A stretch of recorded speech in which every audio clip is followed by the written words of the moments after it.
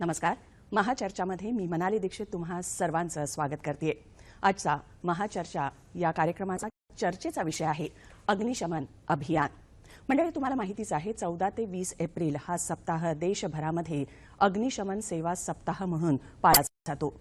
हेतू एकच, अग्निकांडामुळे जी हानी होत असते ती कमी करण्यासाठी जनजागृती करणं, तसंच अग्निशमन करण्याकरता घ्यावयाच्या खबरदाऱ्या आणि उपाययोजना यांची माहिती जास्तीत जास्त जनतेपर्यंत कशी पोहोचेल याकडे लक्ष देणं. साहजिकच आहे, वाढतं औद्योगिकरण, नागरीकरण यामुळे ठिकठिकाणी आगी लागण्याचं प्रमाण जे आहे ते वाढत चाललेलं आहे. त्यामुळे साहजिकच अग्निशमन दलावरती तितकाच दबावही पडतोय. मात्र अहोरात्र जीवाची पर्वा न करता हे अग्निशमन दलातले कर्मचारी आणि अधिकारी वर्ग सेवा देत असतात. त्यांना एक सलाम करण्याचाच आजचा हा कार्यक्रम आम्ही आयोजलेला आहे. अग्निशमन दलामध्ये देखील एकंदरीतच अग्निशमन करण्याकरता विविध सेवा संस्था ज्या आहेत, सेवाभावी संस्था, त्यांचा देखील मोलाचा वाटा असतो आणि अग्निशमन क्षेत्रामध्ये यांचा मौलिक वाटा लक्षात घेऊनच आजच्या या कार्यक्रमामध्ये अशाच काही तज्ञ मंडळींना आम्ही बोलावलेले आहे. त्यांची अधिक माहिती करून देते. राज्य आणि केंद्र पातळीवरती मी जसं म्हटलं, अग्निशमन क्षेत्रामध्ये काही सेवाभावी संस्था देखील कार्यरत आहेत. त्याचेच श्री M.V. देशमुख 2 सेवाभावी संस्था आहेत. फायर सेफ इंडिया फाउंडेशनचे गव्हर्नमेंट अफेअर्सचे ते संचालक आहेत आणि नॅशनल असोसिएशन ऑफ फायर ऑफिसर्सचे अध्यक्ष आहेत. देशमुख सर, तुमचं स्वागत करते. तसंच राज्यामध्ये विविध राज्यांमध्ये देखील अग्निशमन संचालनालय आहेत. तसंच महाराष्ट्र राज्यात आहे त्याचे श्री संतोष वारिक हे अग्निशमन सेवा महाराष्ट्राचे संचालक आहेत. तसंच MIDचे मुख्य अग्निशमन सेवा अधिकारी देखील आहेत. वारिक सर, तुमचं देखील स्वागत. पुणे जसं इतर महानगरांप्रमाणे वास्तविक बघता चहूबाजूनं चालत चाललेलं आहे. पुण्यामध्ये देखील अग्निशमन करणं हे एक आव्हान आहे. श्री देवेंद्र पोटफोडे PMRDA अर्थात पुणे महानगर प्रदेश विकास प्राधिकरणचे मुख्य अग्निशमन अधिकारी आहेत. तुमचं तिघांचं पुन्हा एकदा मी स्वागत करते. आजचा चर्चेचा विषय आहे अग्निशमन अभियान आणि याला अनुसरूनच अतिशय माहितीपूर्ण अशी ध्वनिचित्रफित आपण आधी पाहूया आणि मग चर्चेला सुरुवात करूया.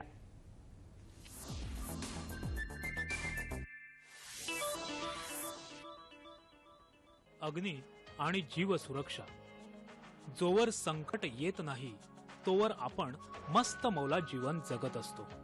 आपण जिथे राहतो, वावरतो तिथे आपल्या सुरक्षेची काळजी किंवा व्यवस्था पूर्णपणे घेतली जाते का, हा विचार आपल्या ध्यानीमनीही नसतो. कारण आपल्याला काही होत नाही आणि होणारही नाही अशा अविर्भावात आपण जगत असतो. पण जेव्हा एखादा आग लागण्यासारखा बाका प्रसंग आपल्यावर ओढवतो तेव्हा त्यातून बाहेर कसं पडायचं या विवंचनेतूनच आपण अर्धमेले होऊन जातो. आग ही अशी गोष्ट आहे जी बहुतांशी निष्काळजीपणामुळे लागते किंवा निकृष्ट दर्जाची वीज जोडणी साधनं वापरल्यामुळे लागते आणि काही कळण्याच्या आतच फोफावते. तेव्हा आपल्याला पहिली ओरड ऐकू येते, अरे कोणी फायर ब्रिगेडला बोलवा. तेव्हा कुठे आहे फायर ब्रिगेड, त्यांचा नंबर कुणाकडे आहे का, इथून सुरुवात होते. अशा अनभिज्ञ समाजाला जागृत करण्यासाठी दरवर्षी अग्नि सुरक्षा सप्ताह पाळण्यात येतो. खरं तर हा सप्ताह पाळण्याचं मूळ कारण काही वेगळंच आहे. 14 एप्रिल 1944 रोजी मुंबई गोदीत उभ्या असलेल्या एका महाकाय जहाजाला आग लागली. त्या जहाजात स्फोटक असल्याने अख्खी मुंबई ही आग गिळंकृत करते की काय असा प्रश्न उभा असताना अग्निशमन दलाच्या जवानांनी ती आग आटोक्यात आणली.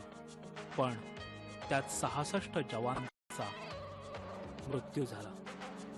त्या 66 जवानांच्या स्मृतीप्रित्यर्थ हा सप्ताह पाळण्यात येतो.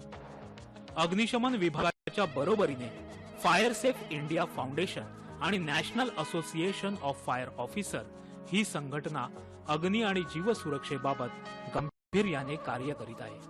त्यामुळे महाराष्ट्रातीलच नव्हे तर भारतातील अग्नी सुरक्षेबाबत जागरूकता निर्माण होते आणि ही अत्यंतिक गरजेची गोष्ट आहे. उभ्या आडव्या वाढणाऱ्या शहराचं जीवनमान सुधारतंय, पण सुरक्षेचं काय, हे सुरक्षा भान जागृत करण्यासाठी आजची ही महाचर्चा.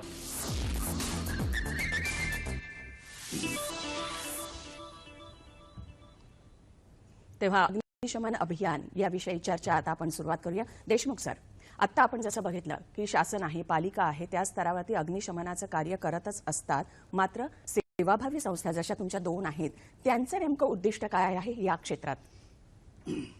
2 संस्थांशी माझा दैनंदिन संबंध आहे. एक आहे फायर सेफ इंडिया फाउंडेशन.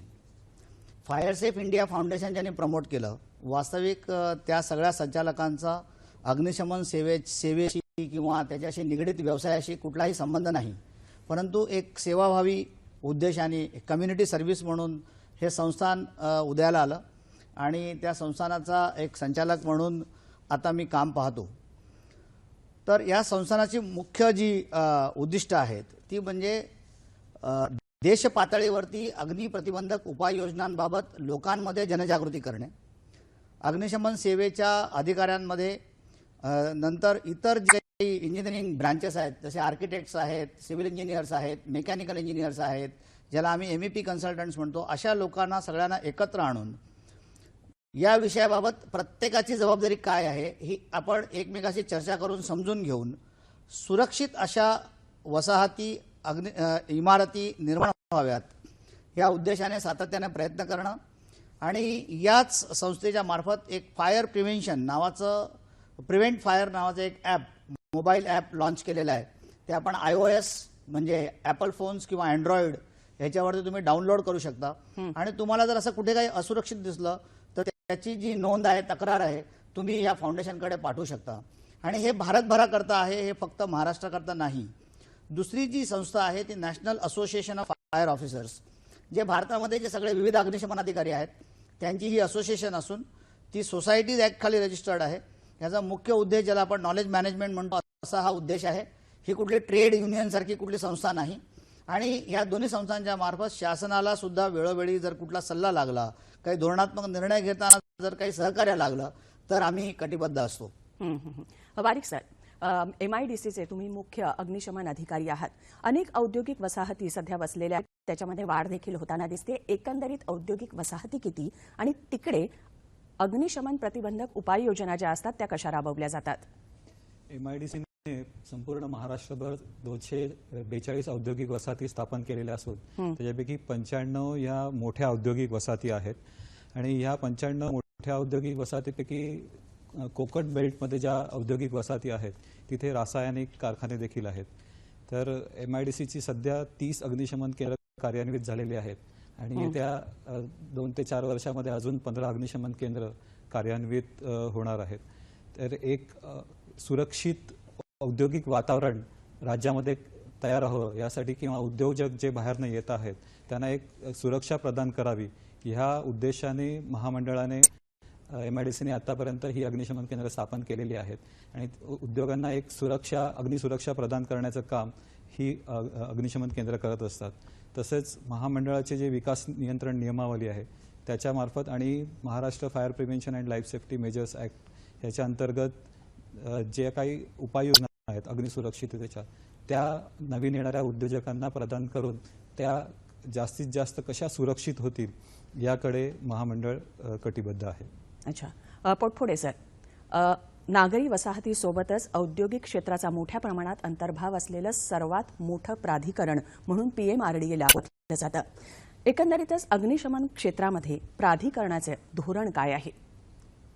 सध्या अशी परिस्थिती आहे की पुणे किंवा पिंपरी चिंचवड महानगरपालिका हद्दीच्या पलीकडे पण खूप मोठ्या प्रमाणामध्ये पुण्याचा विकास होतोय, मोठ्या प्रमाणामध्ये डेव्हलपमेंट चालू आहे. या डेव्हलपमेंट्स अत्यंत सुनियोजित पद्धतीने व्हाव्यात यासाठी PMRDAची स्थापना झालेली आहे आणि या स्थापनेबरोबरच ज्यावेळेस आपल्याला विकास करायचा त्या विकासासोबतच जे येणारे धोके आहेत या धोक्यांची पूर्वकल्पना घेऊन अत्यंत सुरक्षित जनतेला एक चांगलं वातावरण निर्माण व्हायला हवं या दृष्टीने अग्निशमन केंद्रांची आवश्यकता ही निर्विवाद आहे. आणि याच अनुषंगाने महाराष्ट्राचा जो महाराष्ट्र आग प्रतिबंधक आणि जीवसुरक्षा कायदा आहे त्या कायद्याने अशी जबाबदारी दिलेली आहे त्या प्राधिकरणांसाठी किंवा लोकल संस्थांसाठी आणि याचा आधारे सध्या प्राधिकरण क्षेत्रामध्ये ज्या काही जागा आहेत, अम्युनिटी स्पेसेस आहेत, त्या ठिकाणी मोठ्या प्रमाणात विकास होते. अशा विकास होणाऱ्या जागा आयडेंटिफाय करून त्या ठिकाणी अग्निशमन केंद्रांसाठी योग्य जागा निवडणं, त्याच्यासाठी लागणारी यंत्रणा सामुग्री निर्माण करणं आणि एक स्वतंत्र असं एक अद्ययावत असं नियंत्रण कक्ष निर्माण करणं आणि या विभागामध्ये या संपूर्ण क्षेत्रामध्ये परिसरातील जनतेला अत्यंत सुरक्षितपणे असं एक ॲटमॉस्फिअर क्रिएट करावं यासाठी अग्निशमन केंद्रांची उभारणी करणार आहे. आणि त्यासाठी आवश्यक असणारे जे काही बजेट प्रोव्हिजन्स वगैरे आहेत ते यावर्षी केले आहेत आणि लवकरच अत्यंत एक चांगल्या पद्धतीचं अग्निशमन सेवा या क्षेत्रामध्ये उपलब्ध होईल. अच्छा, अग्निशमन अभियान या विषयावरची चर्चा जी आहे अशीच सुरू राहणार आहे. क्षणभर विश्रांती घेतोय, कुठेही जाऊ नका, पाहत रहा महाचर्चा. ब्रेकनंतर महाचर्चामध्ये पुन्हा एकदा स्वागत. आजचा चर्चेचा विषय पुन्हा एकदा सांगते, अग्निशमन अभियान. देशमुख सर, ब्रेकच्या आधी तुम्ही जसं सांगत होतात की पालिका, शासन यांच्या सोबतीनंच ह्या सेवा संस्था ज्या आहेत कार्यरत आहेत. माझ्या तेव्हा एक प्रश्न मनात उद्भवला की एका ठिकाणी जर का आग लागली आणि मला कळवायचं असेल की या ठिकाणी आग लागले तर कोणाला संपर्क साधायचा, तुम्हाला की एकंदरीतच शासन किंवा पालिकेची जी अग्निशमन यंत्रणा आहे त्याला? नाही, हा तुम्ही सर्वसामान्य जनतेचा गैरसमज दूर करणारा चांगला प्रश्न विचारताय. कारण जर तुमच्याकडे आग लागली तर तुम्हाला शहराच्या अग्निशमन सेवेचा 101 नंबर आहे. अच्छा, तोच तुमच्या कामी येणार आहे. त्याशिवाय काही छोट्या शहरांमध्ये 101 नंबर नसेल, तिथल्या स्थानिक तुमच्या अग्निशमन केंद्राचा नंबर तुम्ही तुमच्याकडे जवळ ठेवणं गरजेचं आहे. आणि अग्निशमन सेवा जी तिथे आहे, जी महानगरपालिकेची असो, नगर परिषदेची असो किंवा विशेष नियोजन प्राधिकरणाची असो, म्हणजे जसं MIDC आहे, वारिक साहेब म्हणाले, PMRD आहे. PMRD तर नव्याने निर्माण झालेला अग्निशमन विभाग आहे, त्यांच्याकडे आज स्वतःची यंत्रणा नाही, पण तिथल्या ज्या आजूबाजूच्या महानगरपालिका आहेत त्यांच्याशी समन्वय करून तिथे ती सेवा सुविधा उपलब्ध करून देणं. आणि सिडकोचं स्वतःचं अग्निशमन विभाग आहे. MMRDने सुद्धा आता अग्निशमन विभाग त्यांचा प्रस्थापित करणं क्रमप्राप्त आहे. नागपूर इम्प्रुव्हमेंट ट्रस्ट पूर्वी होता, आता नागपूर महानगर प्राधिकरण झालेलं आहे. तिथे सुद्धा मला वाटतं चांगली अग्निशमन सेवा येईल. कारण प्रत्यक्ष महाराष्ट्राचे मुख्यमंत्री नागपूरचे आहेत, तर नागपूरचं अग्निशमन सेवा आदर्श होणं हे मला वाटतं स्वतः मुख्यमंत्र्यांकरताच आव्हान आहे आणि त्यांना या विषयाचं बऱ्यापैकी ज्ञान आहे. हे परवा आमची जी 6, 7, 8ला जी मुंबईमध्ये जी चर्चासत्र होतं त्याच्यामध्ये माननीय मुख्यमंत्री आले होते आणि शेवटची 15 मिनिटं त्यांनी जे भाषण केलं त्या दिवशी आम्हा सगळ्या अधिकाऱ्यांना एक मोठा दिलासा मिळाला की इतकं ज्ञान असणारा मुख्यमंत्री आपल्या महाराष्ट्राला लाभला आहे आणि त्यामुळे महाराष्ट्रातली अग्निशमन अद्ययावत व्हायला आपल्याला फार मोठी मदत होईल. अच्छा, वारिक सर, हाच मुद्दा मला पुढे रेटायचा होता. जसं नागरीकरण वाढतं, औद्योगिकरण वाढत आहे, ठिकठिकाणी औद्योगिक वसाहती निर्माण होत आहेत. कोकणातील औद्योगिक वसाहतींबद्दल जर का बोलायचं झालं तर तिथे अनेक रासायनिक किंवा पेट्रोलियम पदार्थांचे कारखाने आहेत जिथे अग्निशमनाचा जो मुद्दा असतो तो ऐरणीवरती येतो. या मुद्द्याकडे तुम्ही कसं बघता? मग MIDCच्या ज्या औद्योगिक क्षेत्र कोकणपट्टीमध्ये आहे तिथे बऱ्यापैकी पेट्रोकेमिकल इंडस्ट्रीज आहेत, फार्मास्युटिकल इंडस्ट्रीज आहेत. तर यांच्यामध्ये प्रत्येक इंडस्ट्रीमध्ये स्वतःची अग्निशमन यंत्रणा म्हणजे अग्निप्रतिबंधक उपाययोजना तर आहेतच, पण जर काही अपघात बाहेर झाले किंवा मोठ्या प्रमाणात झाले तर त्याला प्रतिसाद देण्याच्या दृष्टिकोनातनं महामंडळाने तिथे अग्निशमन केंद्र प्रस्थापित केलेले आहेत आणि तिथे अद्ययावत साधन सामग्री म्हणजे फोम टेंडर्स, वॉटर टेंडर्स आणि बाकीची यंत्रणा जी आहे ती तिथे उपलब्ध केलेली आहे. तसेच जिथे स्थानिक जे अग्निशमन अधिकारी आणि इंडस्ट्रीजमधले सेफ्टी ऑफिसर्स किंवा फायर ऑफिसर्स असतात त्यांच्या माध्यमातून एक मार्क ग्रुप म्युच्युअल एड प्रस्थापित केलेलं असतं, जेणेकरून शेअरिंग ऑफ रिसोर्सेस ज्याला म्हणतो, एकमेकांना आपत्कालीन प्रसंगी मदत करणे, ह्या त्याच्यामधनं मूळ उद्देश आहे. जर मॅनपॉवर असेल, काही इक्विपमेंट्स असतील किंवा फोम कंपाऊंड किंवा DCP कंपाऊंड जे विशेष आगीसाठी, केमिकल आगीसाठी लागतं, तर हे कोणाकडे आहे, कोणाकडे काही एक्सपर्ट्स असतात, LPGचा एक्सपर्ट असू शकतो, क्लोरीनचा एक्सपर्ट असतात, तर ते प्रत्येक औद्योगिक वसाहतीमध्ये असतात जे ते हँडल करत असतात. तर त्यांचे नंबर्स ते उपलब्ध केव्हा होऊ शकतील अशा मार्फत ती यंत्रणा बळकट करून कुठल्याही आपत्कालीन प्रसंगी किंवा हायवेवरती रोड ॲक्सिडेंट झाले तरी सुद्धा मदत आपण त्यांच्यापर्यंत पोहोचू शकतो आणि त्याच्यावरती कंट्रोल करू शकतो, अशी एक यंत्रणा कार्यान्वित करण्यात आली. पोटफोडे सर, पुण्याबद्दल बोलायचं झालं तर चहूबाजूनी विस्तारत आहे आणि एकंदरीतच ठिकठिकाणी टाउनशिप्स म्हणजे विशेष नागरी वसाहती वसवल्या जात आहेत. तर या वसाहती वसवत असताना अग्नी सुरक्षेबाबत अग्नी प्रतिबंधक उपाययोजनांबद्दल कसं काय लक्ष पुरवलं जाते प्राधिकरणाकडनं? सुदैवाने असं झालेलं आहे की ज्यावेळेस विशेष नियोजन प्राधिकरणाचे म्हणजे टाउनशिप्सचे जे काही नोटिफिकेशन आले होते या नोटिफिकेशनमध्ये असं स्पष्ट म्हटलेलं आहे की ज्या विशेष नागरी वसाहती येणार आहेत त्यांनी स्वतःची अशी स्वतंत्र अशी अग्निशमन यंत्रणा उभारणं गरजेचं आहे. आणि ही अग्निशमन यंत्रणा उभारताना अग्निशमन केंद्राची स्थापना करण्याबरोबरच आवश्यक असणाऱ्या उंच इमारतींच्या आगीवरती नियंत्रण मिळवण्यासाठी रेस्क्यू ज्या लागणाऱ्या मोठ्या व्हेकल्स आहेत, लॅडर ज्याला आपण म्हणतो, त्या असणं गरजेचं आहे. कर्मचारी जे राहणार त्यांच्यासाठी असणाऱ्या आवश्यक असणाऱ्या रेसिडेन्शियल क्वार्टर्स याचा जो काही अंतर्भाव आहे हा सगळ्या त्या टाउनशिप्समध्ये ऑलरेडी अगोदरच्या गव्हर्नमेंटच्या नोटिफिकेशनमध्ये आलेला आहे. त्यामुळे पुणे PMRDA क्षेत्रामध्ये ज्या काही नागरी वसाहती आता आल्या आहेत यांनी स्वतःची अशी आपली अग्निशमन यंत्रणा उभारलेली आहे आणि या अग्निशमन यंत्रणेमध्ये आवश्यक असणारे वाहनांचा वापर हा फक्त त्या टाउनशिप पुरता न करताच तो आजूबाजूच्या जनतेला पण त्याचा कशा प्रकारे चांगल्या प्रकारे उपयोग करून घेता येईल, ज्यामुळे आजूबाजूच्या जनतेला, खास करून ग्रामीण भागातील जनतेला कुठल्याही आगीच्या प्रसंगी सहजपणे सेवा उपलब्ध करून देता येईल का, या दृष्टीने PMRDA प्रयत्नशील आहे आणि लवकरच या एकत्रित सर्व टाउनशिपचा समन्वय ठेवून एक अहोरात्र सेवा देण्यामध्ये प्रयत्नशील आहे. देशमुख सर, मला देता तुमच्याकडे यायचं आहे पुन्हा एकदा. आजच्या कार्यक्रमाचा हाही एक हेतू आहे की अग्नी सुरक्षेबाबत जनतेच्या मानसिकतेमध्ये आणि वैचारिक पातळीमध्ये बदल करणं. एकंदरीतच आम्ही जेव्हा एखादा नवीन फ्लॅट घ्यायला जातो, इमारत बघायला जातो, अंडर कन्स्ट्रक्शन असेल किंवा आधी तयार असलेली इमारत बघायला जातो, तेव्हा आम्ही कुठल्या कुठल्या गोष्टींकडे आत्ता बघतोय आणि तसं न करता कुठल्या गोष्टींकडे अधिक लक्ष देण्याची गरज आहे असं तुम्हाला वाटतं? असा डिस्क्रीट सर्वे केला. जी तरुण पिढी आहे, जे IT कंपन्यांमध्ये कामं करतात किंवा ज्यांना पे पॅकेज चांगलं असतं, तर खूप लहान वयामध्ये त्यांना असं वाटतं की आपण कुठेतरी फ्लॅट घेतला पाहिजे. त्याच्यानंतर एक मध्यम वर्गीय असा, मध्यम वयातला असा जो ग्रुप आहे, त्यांना आपण त्यांचं घर नसेल तर किंवा घर असेल तर जरा मोठं घर घ्यावं असं वाटतं.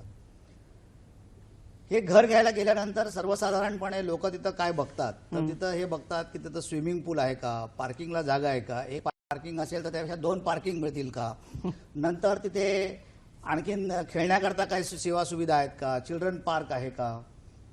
माझं म्हणणं असं आहे की हे अवश्य बघावं, पण ज्यावेळी तुम्ही 50व्या मजल्यावर, 30व्या मजल्यावर, 25व्या मजल्यावर राहायला जाणार आहात तर तिथली अग्निशमन यंत्रणा ही सक्षम आहे का.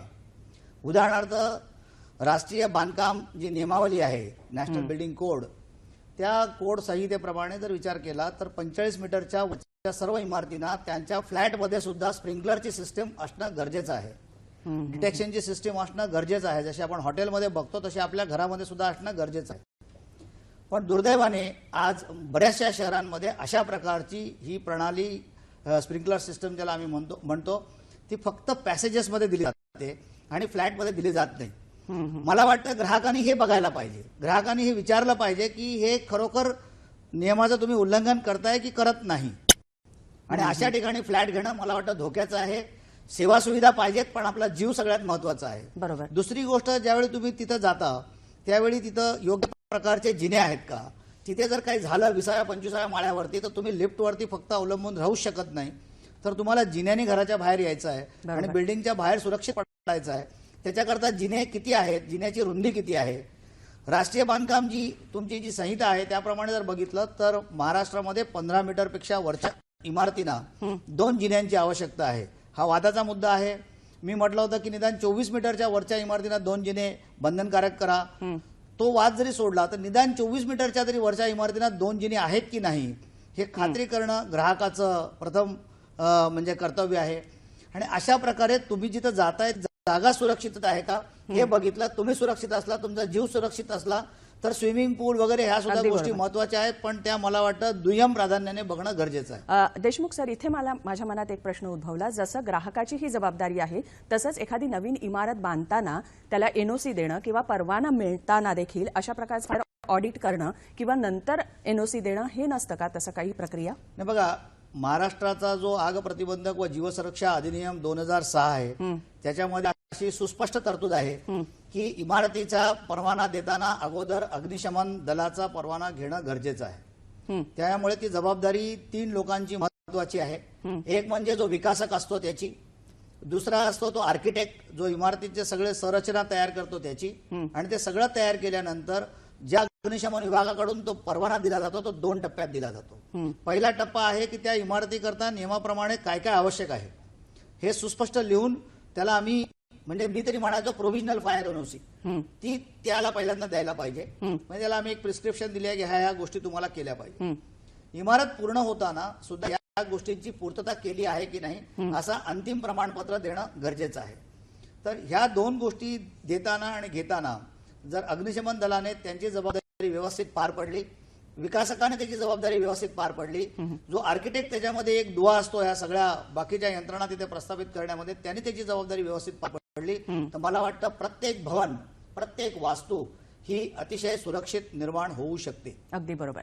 वारिक सर, औद्योगिकरण वाढतंय, त्यामुळे साहजिकच औद्योगिक वसाहती जास्तीत जास्त वाढत आहेत. अशा वेळेला त्या औद्योगिक वसाहतींमध्ये काम करणाऱ्या कामगारांची संख्या अफाट असते, तेव्हा कामगारांना सुद्धा अग्निसुरक्षेबाबत जनजागृती करणं किंवा प्रबोधन करण्याचं कार्य कसं काय केलं जातं?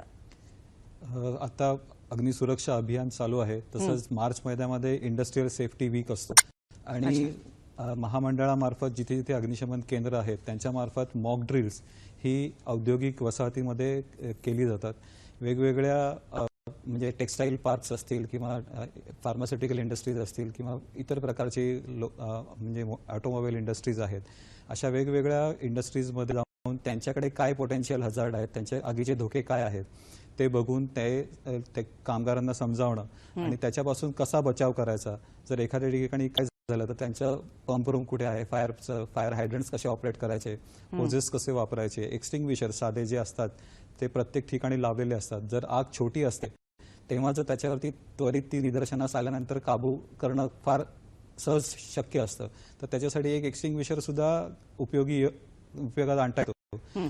पण ती जर पसरली तर मात्र अग्निशमन दलाला पाचारण करण्याशिवाय दुसरा पर्याय राहत नाही. तर हेच जर कामगारां सतर्क असतील आणि जर त्यांनी अग्निशमन यंत्रणा जी त्यांच्या प्रिमायसेसमध्ये आहेत, त्यांच्या कारखान्यामध्ये उपलब्ध आहे, त्याचा योग्य रीतीने वापर केला तर नक्कीच जी जीवित किंवा वित्त हानी आहे ती कमी करण्यामध्ये मदत होईल.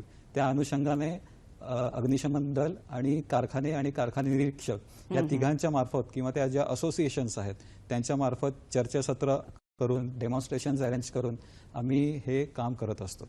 अगदी बरोबर. पोटफोडे सर, मला तुम्हाला विचारायचं होतं की पुणे झपाट्यानं वाढतच आहे, सगळ्यांनाच दिसतंय, कुठे विस्तारताय त्याला काही सुमारच राहिलेला नाहीये.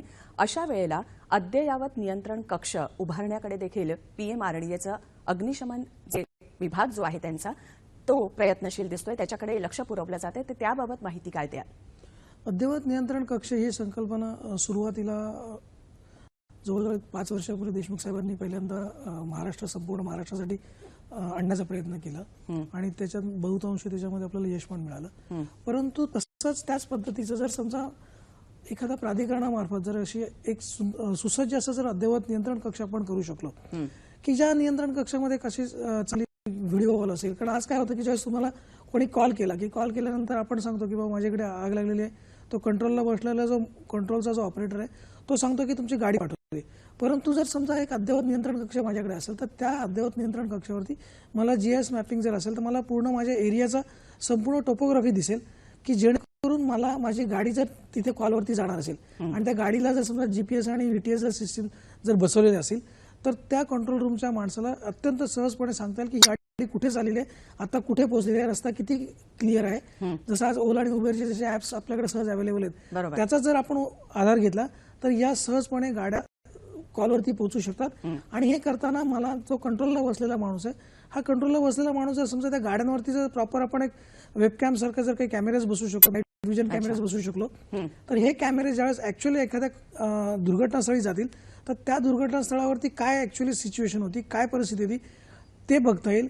कंट्रोल रूममध्ये सिनियर ऑफिसर्स बसून ते कॉलवरती काम करणाऱ्या माणसाला अत्यंत व्यवस्थितपणे गायडन्स देऊ शकतात. आणि सगळ्यात महत्त्वाची गोष्ट म्हणजे हा जो काही तिथला इन्सिडेंट आहे, हा अख्खाच्या अख्खा इन्सिडेंट आपण कॅप्चर करून आपल्याकडे डाटाबेस मेंटेन करू शकतो. आणि हा डाटाबेस पुढच्या खूप आपल्याला ज्यावेळेस आपल्याला काही अडचणी येतील किंवा आणखी काही अगदी बरोबर. म्हणजे PMRDAचा अग्निशमन विभाग जरी नवीन असला तरी वेगवेगळ्या दृष्टीनं वेगवेगळ्या दिशेंनी हे अग्निशमनाचं काम कसं करता येईल याकडे लक्ष पुरवण्यात. एक क्षणभर विश्रांती घेतोय, कुठेही जाऊ नका, पाहत रहा महाचर्चा.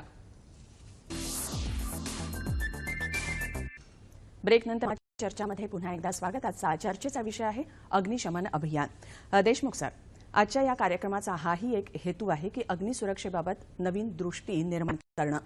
बरेचदा असं होतं की आपण एखाद्या ठिकाणी बसलेलो असतो किंवा सिनेमागृहामध्ये जातो, आपण तिकीट बुक करत असताना विशिष्ट सीट्स आपण सिलेक्ट करत असतो, तर तेव्हा अग्निसुरक्षेबाबत देखील दृष्टी ठेवून अशा प्रकारे बुकिंग करायला हवं किंवा एखाद्या टोलेजंग इमारतीमध्ये गेलो तरी देखील ही दृष्टी बाळगली पाहिजे, नाही का? खरं आहे तुमचं. तुम्हाला जर आठवत असेल तर दिल्लीमध्ये जी उपहार सिनेमागृहामध्ये जी घटना घडली आणि त्या घटनेनंतर त्याच्या मॅडम होत्या नीलम कृष्णमूर्ती, ज्यांच्या 2 मुलांचा पण त्याच्यामध्ये मृत्यू झाला. आणि त्यांनी ज्या पद्धतीने एक पब्लिक इंटरेस्ट लिटिगेशन दाखल करून ते प्रकरण आत्तापर्यंत चालत होतं आणि त्याच्यानंतर ते जे मालक आहेत अन्सल ब्रदर्स म्हणून त्या उपहारगृहाचे, त्यांना आत्ता 1 वर्षाची कारावासाची सजा आणि 30 कोटी रुपये दंड झाला.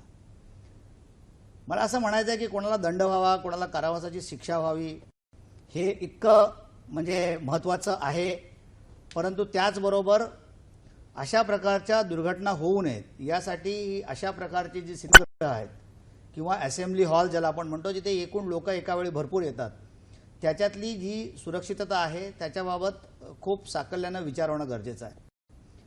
बहुतांशी सिनेमागृहामध्ये फायर एक्झिट्स असतात, परंतु बहुतांशी याच्यामध्ये ते फायर एक्झिट नसतात. असले तर ते बंद असतात, कारण चोरीची याची इतर सुरक्षिततेची भीती असते. पण इमर्जन्सीमध्ये ते फायर एक्झिट बरोबर ऑपरेट होतात का, त्यातून लोक सुरक्षित बाहेर पडतात का, ज्यावेळी ते तिथे सिनेमा सुरू करतात, जसं आपण विमानामध्ये बसल्यानंतर ते आपल्याला एकूण सुरक्षिततेबद्दल माहिती देतात. या विमानाला दरवाजे किती आहेत, बाहेर कसं पडावं, ऑक्सिजन कमी झाला म्हणजे प्रेशर कमी झालं तर त्याच्यामध्ये तुम्ही मास्क कसं घालावं, मुलाला कसं आधी घालावं, तर जी लोक विमानाने प्रवास केला त्यांना याची कल्पना आहे. तसंच सिनेमागृहामध्ये बसल्यानंतर त्या सिनेमागृहाच्या सुरक्षिततेबद्दलची माहिती सुरुवातीलाच देणं गरजेचं आहे. आणि सिनेमागृहामध्ये बसल्यानंतर एक प्रेक्षक म्हणून किंवा एक नागरिक म्हणून आपणही हे बघणं गरजेचं आहे. उपहारची जी घटना घडली त्यानंतर मी जर कधी त्या सिनेमाला गेलो असेल तर मी सेंटरच्या सीटपेक्षा कुठेतरी दाराजवळची सीट प्रिफर करतो. लोकांना म्हणतात आपण घाबरता का, प्रश्न घाबरायचा नाही. मला असं वाटतं की मी बाहेर जर आलो तर मी आणखीन 4 लोकांना वाचवू शकेन.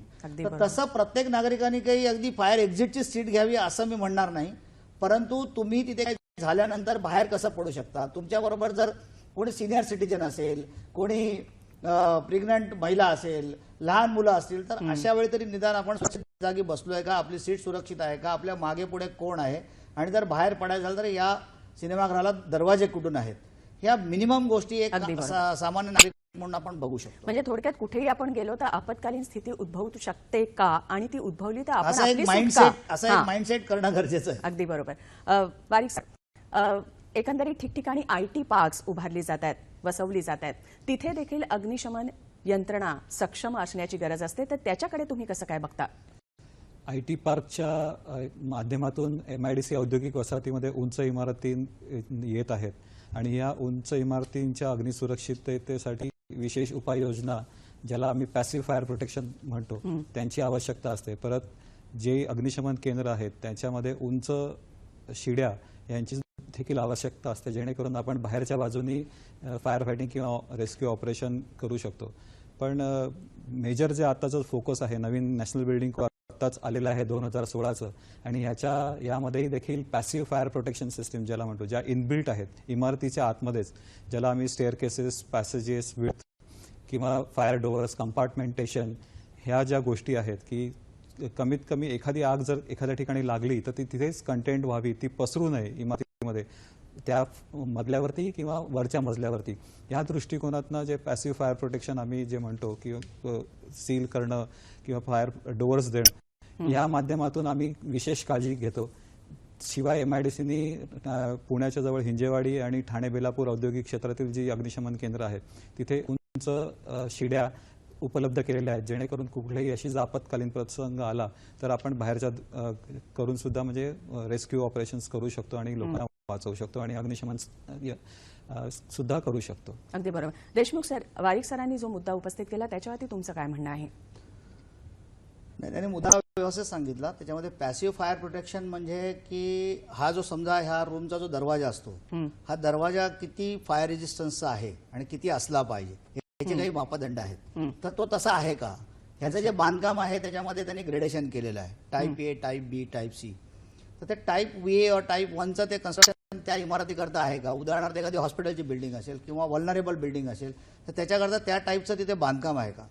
नंतर तुम्ही त्या इमारतीमध्ये जी अपॉल्स्ट्री वापरता, टेपेस्ट्री वापरता, कार्पेट, सोफाज, ते जे ते फायर रिटार्डंट मटेरियलचे आहेत का, त्याच्यामध्ये जे फोम आणि बाकीचं जे वापरलेलं आहे मटेरियल तर ते तितकं टॉक्सिक आहे की नाही. कमी टॉक्सिक आहे का, अशा एक ना अनेक गोष्टी बघितल्या जातात. पण दुर्दैवाने भारतामध्ये अशा प्रकारच्या टेस्ट लॅब तेवढ्या नाही आहेत. आणि एवढं सगळं काही निरीक्षण परीक्षण कुठलाही अग्निशमन अधिकारी करू शकत नाही. त्याच्यामुळे एखादं प्रोडक्ट ज्यावेळी ते लोक घेतात त्या प्रोडक्टनीच ते सर्टिफिकेशन द्यायला पाहिजे. आणि आंतरराष्ट्रीय ज्या अंडररायटर लॅबोरेटरी किंवा फॅक्टरी म्युच्युअल म्हणजे FM वगैरे अशा संस्था आहेत, त्यांच्या मान्यता प्राप्त प्रोडक्ट्स तुम्ही वापरू शकता. परंतु आपल्या देशामध्ये अशा प्रकारची टेस्ट लॅब फॅसिलिटी तितक्या प्रमाणामध्ये नसल्यामुळे, रिसर्च तेवढ्या प्रमाणामध्ये नसल्यामुळे आपल्याला काही आंतरराष्ट्रीय संस्थांवरती अवलंबून राहावं लागतं. परंतु जर जीवाचा धोका, जसं बँगलोरमध्ये कार्ल्टन टॉवर नावाच्या इमारतीला आग लागली तर 13 IT इंजिनियर त्याच्यामध्ये ट्रॅप होऊन गेले. आणि मूळ कारण काय होतं तर त्या बिल्डिंगचा एक जिना लॉक अँड की मध्ये ठेवलेला होता. म्हणजे सिक्युरिटी आणि फायर सेफ्टी हे नेहमी एकमेकाशी असं कोलाइड होत असतं की सिक्युरिटी पॉईंट ऑफ व्ह्यू मला असं वाटतं की या इमारतीला कमीत कमी दरवाजे असले पाहिजेत, कमीत कमी लोक आत येण्याकरता मार्ग असला पाहिजे, चोर वाटेने कोणी आत येऊ नये अशी एक धारणा असते. आणि दुसरं जर काही झालं तर 2 मिनिटांमध्ये 3 मिनिटांमध्ये सगळी लोक ह्या इमारतीच्या बाहेर पडली पाहिजेत. याचा कुठेतरी समन्वय साधणं आणि त्या स्टेअरकेसेस दरवाजे कुठेही ब्लॉक न करणं हे अतिशय महत्त्वाचं आहे. देशमुख सरांनी आता जो मुद्दा उपस्थित केला, पोटफोडे सर, मला तुमच्याकडे यायचं आहे की सिक्युरिटी आणि फायर सेफ्टी हे 2 महत्त्वाचे मुद्दे.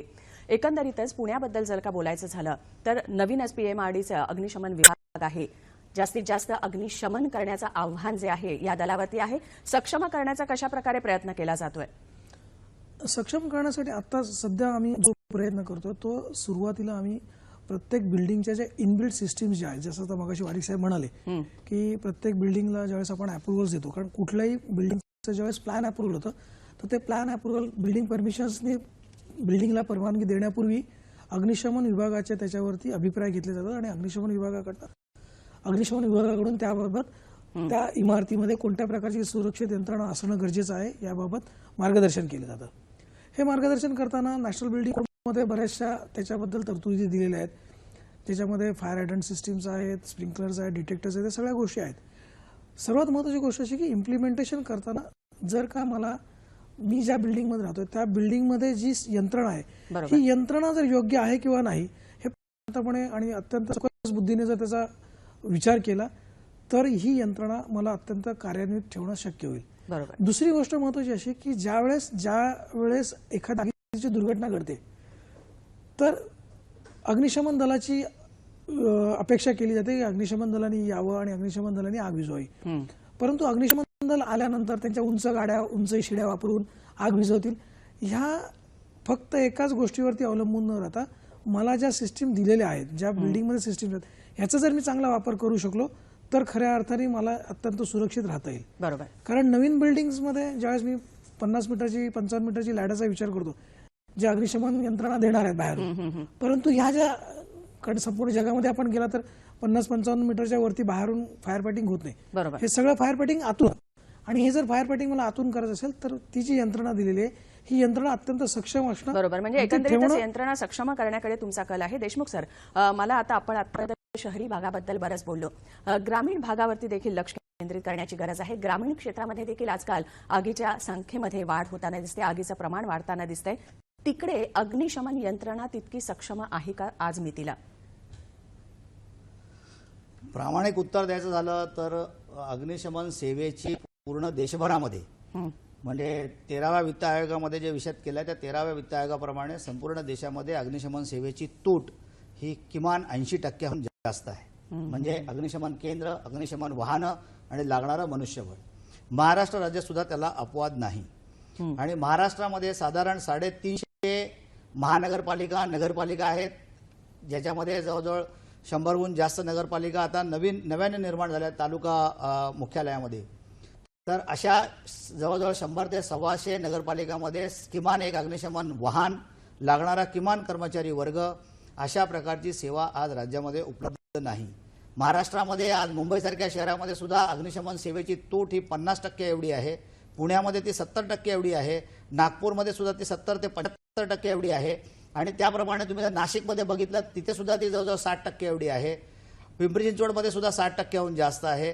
त्याचे मापदंड आहेत की नागरिकांमध्ये प्रत्येक 10 किलोमीटर परिसराला एक अग्निशमन केंद्र आणि त्याला लागणारं मनुष्यबळ आणि त्याच्याकरता लागणारं अग्निशमन केंद्र हे गरजेचं आहे. 3 लाखापर्यंत 50,000 लोकसंख्येसाठी प्रत्येक 50,000 लोकसंख्येसाठी एक अग्निशमन वाहन गरजेचं आहे. 3 लाखानंतर प्रत्येक 1 लाखाला आणखीन एक ॲडिशनल अग्निशमन वाहनाची गरज आहे.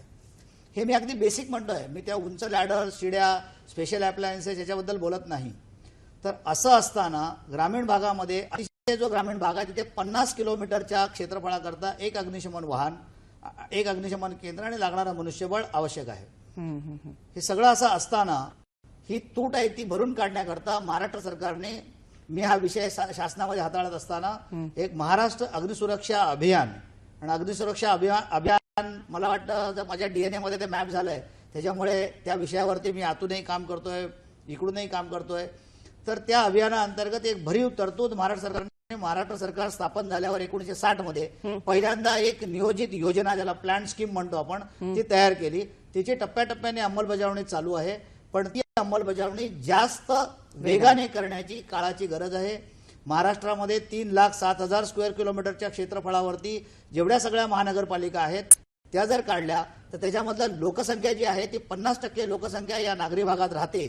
परंतु नागरी भागाचं जे म्हणजे भूक्षेत्र आहे ते फक्त 5% किंवा 6% आहे. 6% भागावरती 50% लोक राहतात आणि बाकीच्या 3,07,000 स्क्वेअर किलोमीटर म्हणजे जवळजवळ 3 लाख स्क्वेअर किलोमीटर एरियामध्ये पण बाकीची 50% लोक राहतात. तर ही विषमता कुठेतरी दूर करायची गरज आहे, असं मी थोडक्यात सांगितलं. बरोबर. ही विषमता दूर करण्यासाठी जनतेच्या सहभागाची गरज आहे, त्याच्याकडे पुढे वळणार आहोत. वारिक सर, मला तुमच्याकडे यायचं आहे की शासनाने मैत्री नावाचा एक प्लॅटफॉर्म तयार केलेला आहे. तर अग्निशमनाच्या क्षेत्रामध्ये यामध्ये तुमची काय भूमिका आहे आणि योगदान आहे? महाराष्ट्र राज्यामध्ये मेक इन इंडियाच्या धर्तीवरती मेक इन महाराष्ट्र हा अभियान चालू केलेला आहे आणि उद्योग विभागाने ह्याच्यासाठी एक स्वतंत्र सिंगल विंडो, ज्याला एक खिडकी योजना राबवलेली आहे. त्याला मैत्री असे नाव दिलेले आहे.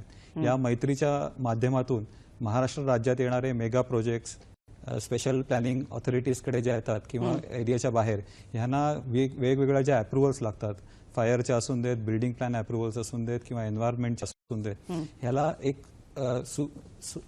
सुसूत्रता त्याच्यामध्ये आणावी या उद्देशाने ही सिंगल विंडो तयार केलेली आहे.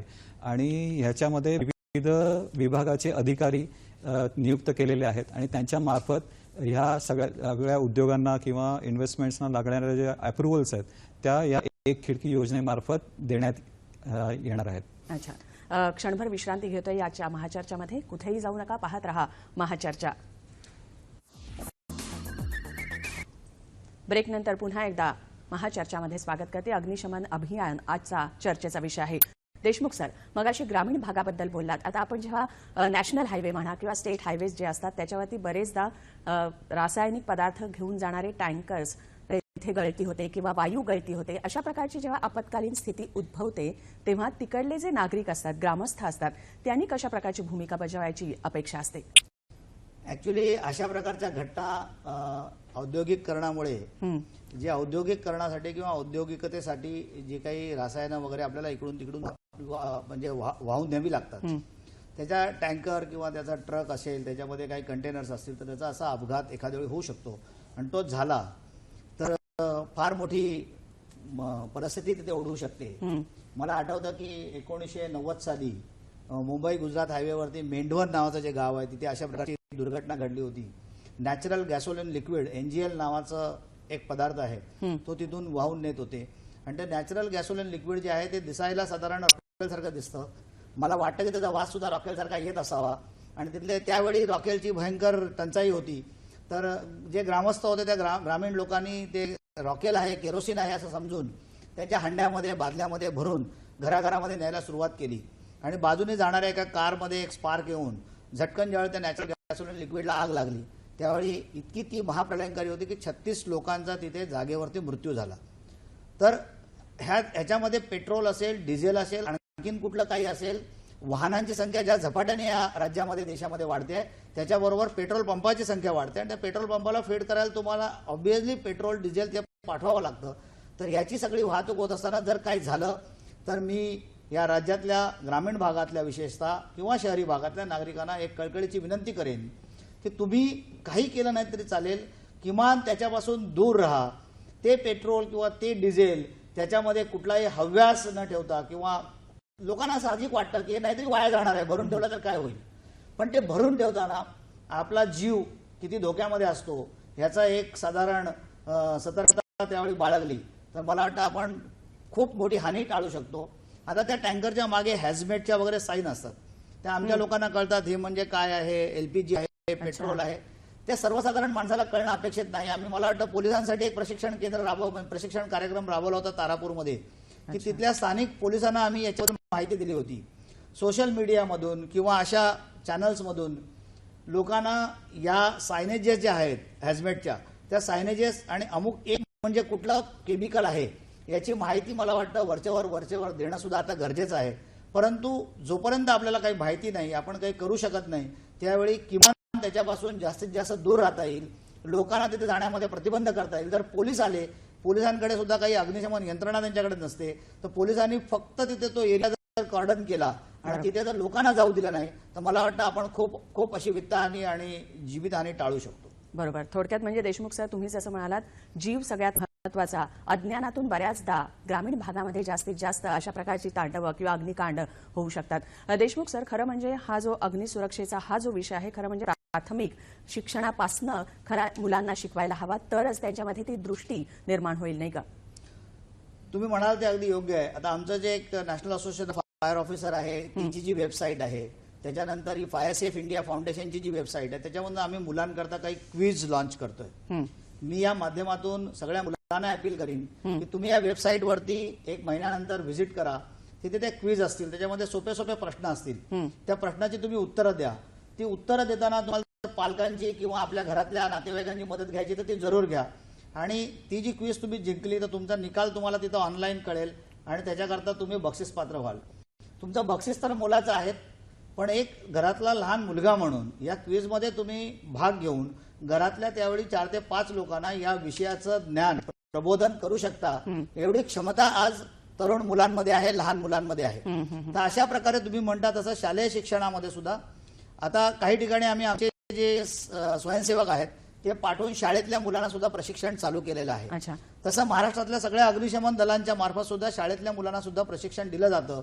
पण अभ्यासक्रमाचा हा भाग, जसा पर्यावरण असा अभ्यासक्रमाचा भाग आहे, तो करणं ही गरजेचं आहे. त्याच्याशी मी सहमत आहे. तुम्ही आता वेबसाईटचा उल्लेख केला, त्याचा ॲड्रेस सांगू शकाल का? एक आहे ती आमची फायर सेफ इंडिया फाउंडेशन.org आणि दुसरं आहे nafoindia.org. nafoindia.org. अच्छा. त्याशिवाय महाराष्ट्र शासनाची महाफायर सर्व्हिस.gov.in ही सुद्धा वेबसाईट आहे, ती सुद्धा लोकांनी वारंवार बघावी अशी त्यांना विनंती आहे. म्हणजे थोडक्यात प्रबोधन महत्त्वाचं आहे, जनजागृती महत्त्वाची आहे. वारिक सर, औद्योगिक वसाहतींसंदर्भात जर का बोलायचं झालं तर औद्योगिक वसाहतीमध्ये काम करणारे जे कामगार असतात किंवा कर्मचारी वर्ग असतो, त्यांच्याकडनं तुमची काय अपेक्षा असते? जनतेचा सहभाग कसा अपेक्षित आहे?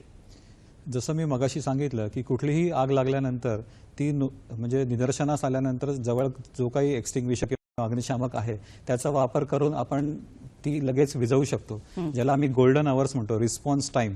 की आग जेवढी छोटी असते त्याच्यावरती नियंत्रण करणं हे सहज शक्य असतं, पण जर ती आग पसरली तर त्याच्यावरती नियंत्रण करायला वेळ लागू शकतो आणि परत वेगवेगळी माध्यमं देखील वापरायला लागतात की कशाला आग लागलेली आहे. तर हा संपूर्ण की काही ह्याच्यावरती आपण पाणी मारू शकत नाही, काही पदार्थावरती पाणी मारल्याने आग भडकू शकते जास्त. ऑइल्स आहेत, हेवी ऑइल्स असतात, त्यांच्यावरती पाणी मारलं तर आग भडकू शकते.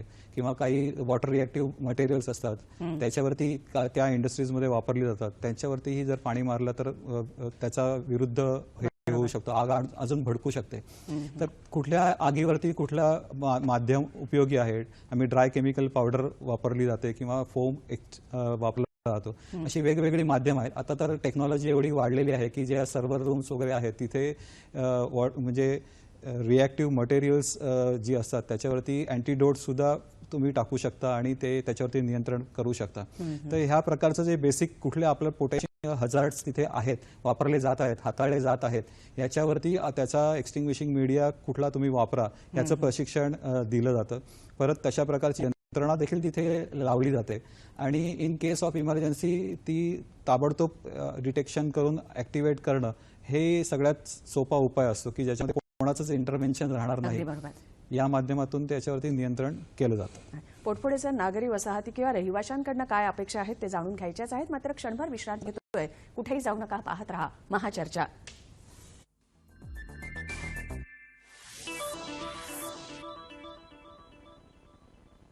ब्रेकनंतर महाचर्चामध्ये पुन्हा एकदा स्वागत करते. शेवटच्या टप्प्यात आपण आलेलो आहोत. पोटफोडे सर, मगाशी जो मुद्दा उचललेला होता लोकसहभागाचा, नागरी वसाहतींमध्ये टाउनशिप्समध्ये जनतेकडनं अग्निशमन क्षेत्रासंदर्भात, अग्निशमन विषयासंदर्भात काय अपेक्षा आहेत?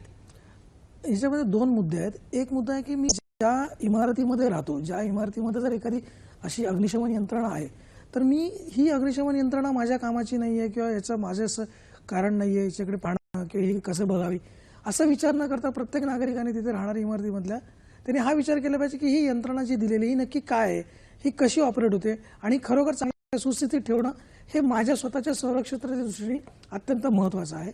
त्यामुळे त्या नागरिकांनी स्वतः त्या यंत्रणा कशा वापरल्या जातात, त्या यंत्रणा कशा वापरून त्याच्यावरती त्याचा कसा उपभोग घेतला चांगल्या प्रकारे करता येईल हे बघणं गरजेचं आहे.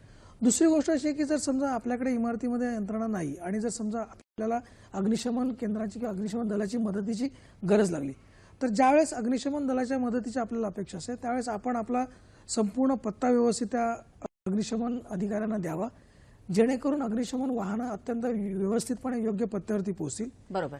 ती वाहनं पोहोचल्यानंतर त्या वाहनांना कुठल्याही प्रकारचा अडथळा नाही, अशा प्रकारे तिथे तुमची कुठल्याही पार्किंगची व्यवस्था, ज्या गाड्या पार्क केल्या असेल त्या बाजूला काढलेल्या असाव्यात, कुठल्याही प्रकारचं ऑब्स्ट्रक्शन्स असू नयेत. जे वॉटर टँक्स किंवा पाण्याचे जे काही तुमच्या टँक आहेत त्या अग्निशमन दलाला त्याची व्यवस्थित माहिती द्या, जेणेकरून त्या अग्निशमन दलाच्या जवानांना या गाड्यांचा पाण्याचा वापर करता येणं शक्य होईल. म्हणजे जनतेने देखील सजग आणि सुजाण असायला हवं. अग्निशमन दल तिथे पाचारण होईपर्यंत तुम्ही तुमची जबाबदारी निभावणं गरजेचं आहे. देशमुख सर, मला तुमच्याकडे यायचं आहे. तुमच्या दोन सेवाभावी संस्था ज्या आहेत त्यांच्या भविष्यातील प्लॅनिंग बद्दल विचारायचंच आहे. अगदी थोडक्यात मला एका मुद्द्यावरती, अत्यंत महत्त्वाचा मुद्दा आहे हॉस्पिटल्सचा, त्याच्याकडे वळायचं आहे. वेगवेगळ्या प्रकारे टोलेजंग आजकाल हॉस्पिटल्स, 5 स्टार हॉस्पिटल्स देखील उभारली जात आहेत. तिथे अग्निशमन सुरक्षा जी असते, अग्निसुरक्षा जी असते ती ऐरणीवर असते. त्या संदर्भात काय सांगा? असं आहे की हॉस्पिटलमध्ये सगळ्यात मोठं जे चॅलेंज किंवा आव्हान जे आहे ती लोकसंख्या आणि त्याला लागणारे बेड्स किंवा हॉस्पिटल्स ह्याच्यामध्ये खूप विषमता आहे. आणि ती भरून काढताना जर तुम्ही कुठल्याही सिव्हिल हॉस्पिटलमध्ये, सरकारी रुग्णालयामध्ये गेला तर 2 बेडच्या मध्ये सुद्धा गाद्या टाकून पेशंटना झोपवलं जातं. तुमच्याकडे मलेरिया असेल, डेंग्यू असेल, अशा प्रकारच्या साथी असतील तर प्रचंड प्रमाणामध्ये पेशंट तिथे येत असतात. किंवा मोठा अपघात झाला रेल्वेचा तर खूप पेशंट तिथे येतात आणि त्या पेशंटना तेवढी सुविधा आपल्याकडे नसते. दुसरं असं आहे की तुम्ही म्हणाल जी 5 स्टार टाईपची जी हॉस्पिटल्स आहेत, कदाचित तिथली अग्निशमन जी प्रणाली आहे ती चांगल्या प्रकारे बसवणं फार सोपं आहे. अवघड काय आहे तर त्या हॉस्पिटलमध्ये जे पेशंट आहेत ते कोणी ICU मध्ये असतात, कोणी फ्रॅक्चरच्या केसेस असतात, कोणी रुग्ण अत्यावस्थेत म्हणजे असतात. अशा लोकांना त्या इमारतीच्या बाहेर काढणं ही अशक्यप्राय गोष्ट असते. आणि जर त्याच्यामध्ये कोणी जर माझ्याशी असं म्हणलं की मी बाहेरनं शिडी लावून पेशंटला बाहेर काढीन, तर मला वाटतं ते मराठीत सांगायचं मूर्खपणाचं ठरेल. तर त्याच्यामध्ये हॉरिझॉन्टल इव्हॅक्युएशन ज्याला आपण म्हणतो की इमारतीच्या एका भागातून दुसऱ्या भागामध्ये, सुरक्षित भागामध्ये अशा पेशंटना आपल्याला स्थलांतरित करता येईल का. त्याच्यामध्ये कंपार्टमेंटेशन असं असेल का की जेणेकरून एका भागामध्ये लागलेली आग जी आहे त्याचा जो धूर निर्माण होतो तो धूर त्या भागामध्ये जाणार नाही. जे रूम्स आहेत, पॅसेजेस आहेत, जिने आहेत, याची रुंदी बरोबर आहे का. काही ठिकाणी फायर टॉवर ज्याला मी म्हणतो एक कंपार्टमेंट करून त्याच्यामध्ये काही स्ट्रेचर लिफ्ट देता येतील का. अशा आणि अनेक यंत्रणा अशा लागतात. देशापुढे आज MRI हॉस्पिटल कलकत्ता 92 लोक गेली. आता गुवाहाटीमध्ये झालेल्या घटनेमध्ये 36 लोक दगावली. तर अशा प्रकारच्या घटना डोळ्यापुढे जर ठेवल्या तर मला वाटतं हॉस्पिटलचा मुद्दा अजूनही खूप ऐरणीवरती आहे आणि त्याच्याकरता योग्य लक्ष देणं हे प्रत्येक अग्निशमन अधिकाऱ्याचं, प्रत्येक वास्तुशास्त्रज्ञाचं, प्रत्येक इंजिनियरचं आणि हॉस्पिटल व्यवस्थापनाचं कर्तव्य आहे. अगदी बरोबर. देशमुख सर, आता अग्निशमनाच्या क्षेत्रामध्ये फायर सेफ इंडिया फाउंडेशन आणि national association of fire officers या ज्या 2 सेवाभावी संस्था कार्यरत आहेत त्यांच्या फ्युचर प्लॅनिंग बद्दल जाणून घ्यायचं आहे अगदी थोडक्यात. 1 एप्रिलला या वर्षी आम्ही नॅशनल असोसिएशन ऑफ फायर ऑफिसर्सचा गुजरात चॅप्टर लॉन्च केला. साधारण प्रत्येक 6 महिन्याला भारताच्या ईशान्येकडची राज्य, नॉर्थ म्हणजे उत्तरेकडची राज्य आणि इकडे दक्षिणेकडची राज्य अशा ठिकाणी एक चॅप्टर प्रस्थापित करून तिथे लोकजागरणाची आणि अग्निशमन अधिकाऱ्यांना जी एक ज्ञानाचं व्यवस्थापन, नॉलेज मॅनेजमेंट आपण करतो त्याचा कार्यक्रम सातत्याने राबवणं असा एक आम्ही शिस्तबद्ध कार्यक्रम लिहून काढलाय आणि त्याची अंमलबजावणी करणं हे एक आमचं कर्तव्य आहे. दुसरं आहे फायर सेफ इंडिया फाउंडेशनच्या मार्फत आम्ही जनजागरणाचे जे कार्यक्रम करतोय त्याचं 1 वर्षाचं आमचं कॅलेंडर तयार आहे. महाराष्ट्राच्या प्रत्येक जिल्ह्यामध्ये किमान 10 शाळांमध्ये लोकांना जनजागृती करावी, मुलांना जनजागृती करावी, असा एक आमचा कार्यक्रम आहे. त्याच्यानंतर 4 चर्चा सत्र महाराष्ट्रामध्ये सुरुवातीला फायर सेफ इंडिया फाउंडेशनच्या माध्यमातून महत्त्वाच्या 4 शहरांमध्ये ती घडवून आणायची आहेत. त्याच्यामध्ये आर्किटेक्ट आणि या विषयातले जे कोणी तज्ज्ञ आहेत त्यांना घेऊन त्या तज्ज्ञांना त्याच्याबद्दलची जाण करून देणं आणि एकमेकांमध्ये ज्ञानाचं आदान प्रदान करणं, असा एक मोठा कार्यक्रम आम्ही घेतला आहे. आणि शिवाय जे काही सोशल मीडिया आहे, इलेक्ट्रॉनिक मीडिया आहे, प्रिंट मीडिया आहे, त्या माध्यमातून जनजागरण करणं, हा एवढाच यावर्षीचा भरीव कार्यक्रम आम्ही घेतलेला आहे. अगदी वेळ संपत आलेली आहे. वारिक सर, पोटफोडे सर, अगदी कमी शब्दामध्ये आजच्या कार्यक्रमाच्या माध्यमातून तुम्ही जनतेला काय सांगू इच्छिता? अगदी थोडक्यात, वेळ संपत आलाय. एक तर म्हणजे जर तुम्ही स्वतः जागृत असाल तर नक्कीच आपल्या आजूबाजूला काय होतंय, अग्निशमन असून देत किंवा कॉमन सेन्स ज्याला आपण म्हणतो, तो जर आपण सगळीकडे वापरला तर नक्कीच आपण जीवित आणि वित्तहानी वाचवू शकतो, एवढं मी सांगू इच्छितो. पोटफोडे सर. मला असं वाटतं की प्रत्येक नागरिकाने हा जर विचार केला की मी जिथे राहतो, माझं कुटुंब आहे, माझं जिथे नोकरीधंद्याची जागा आहे, या ठिकाणी ज्या मिनिमम रिक्वायरमेंट्स आहेत, ज्या मिनिमम सेफ्टीच्या दृष्टीने ज्या काही गोष्टी आहेत, याचा जर मी स्वतःच्या दृष्टीने जर अंगीकार केला तर मी एक चांगल्या सेफ एन्व्हायरमेंटमध्ये, सुरक्षित महाराष्ट्रामध्ये सहजपणे माझं जीवन व्यतीत करू शकतो. देशमुख सर, अगदी शेवटी फायर सेफ इंडिया फाउंडेशन आणि नॅशनल असोसिएशन ऑफ फायर ऑफिसर्सच्या माध्यमातून तुम्ही अग्निशमन क्षेत्रामध्ये मोलाचं काम करताय. या कार्यक्रमाच्या माध्यमातून लोकसहभागासंदर्भात तुम्ही जनतेला काय सांगू इच्छिता? अगदी मोजक्या शब्दात. मी लोकांना सांगेन की तुम्ही घरामध्ये चांगल्या वस्तू घेता, चांगलं इंटिरियर करता. ग्रामीण भागामध्ये सुद्धा आता चांगले घरं आहेत. एक फायर एक्सटिंग्विशर ज्याची किंमत काही 1000 रुपयामध्ये असते, असं एक फायर एक्सटिंग्विशर, 2 फायर एक्सटिंग्विशर आपण आपल्या घरात ठेवली आणि त्याचं जर ज्ञान आपल्याला स्वतःला आणि आपल्या घरातल्यांना दिलं तर आपण खूप मोठा धोका टाळू शकता. मला वाटतं ही गुंतवणूक फार नाही. मी कुठल्या पर्टिक्युलर मेकचं ते घ्या म्हणत नाही, फक्त ISI मार्क घ्या, जेणेकरून ते ऑपरेट करताना आपल्याला धोका निर्माण होणार नाही. असं केलं आणि महाराष्ट्राच्या घरामध्ये जास्तीत जास्त घरामध्ये जर अशी बेसिक एक यंत्रणा जर आली तर मला वाटतं आपण खूप धोके नियंत्रणामध्ये ठेवू शकतो. खूप छान माहिती दिली तुम्ही तिघही इथे आल्यात, त्याबद्दल खूप खूप धन्यवाद. आजचा कार्यक्रमाचा विषय जो होता अग्निशमन अभियान, एकंदरीतच आजच्या या कार्यक्रमातनं आम्ही अग्निसुरक्षेबाबतची वैचारिक पातळी जी असते त्याच्यामध्ये थोडासा बदल करण्याचा आम्ही प्रयत्न केलेला होता. त्याच दृष्टीनं त्यांनी मार्गदर्शन केलेलं होतं. जशी अग्निशमन क्षेत्रामध्ये अग्निशमन दलाची जबाबदारी आहे, तशीच तितकीच किंबहुना अधिक जबाबदारी प्रत्येक जनतेची असते, प्रत्येक व्यक्तीची असते. जर का आपण प्राथमिक स्वरूपातील आगीवरती जर का नियंत्रण मिळवण्यामध्ये यशस्वी झालात तर आगीचं तांडव आपण खूप प्रमाणामध्ये कमी करू शकतो. अग्निशमन दल जे आहे शासनाचं किंवा पालिकेच्या एकंदरीतच स्तरावरती ते प्रयत्न करतातच आहेत. मात्र अशा ज्या 2 सेवाभावी संस्था आहेत त्यांचं कार्य देखील मोलाचं आहे आणि हेच कार्य लक्षात घेऊन प्रत्येकानेच आपापली जबाबदारी ओळखून जर का अग्निशमन क्षेत्रामध्ये कार्य केलं तर आगीवरती नियंत्रण मिळवण्यामध्ये आपण नक्कीच यशस्वी होऊ. खूप खूप धन्यवाद तुम्ही इथे आलात त्याबद्दल. आजचा हा महाचर्चा हा कार्यक्रम आम्ही इथे समाप्त करतोय. धन्यवाद.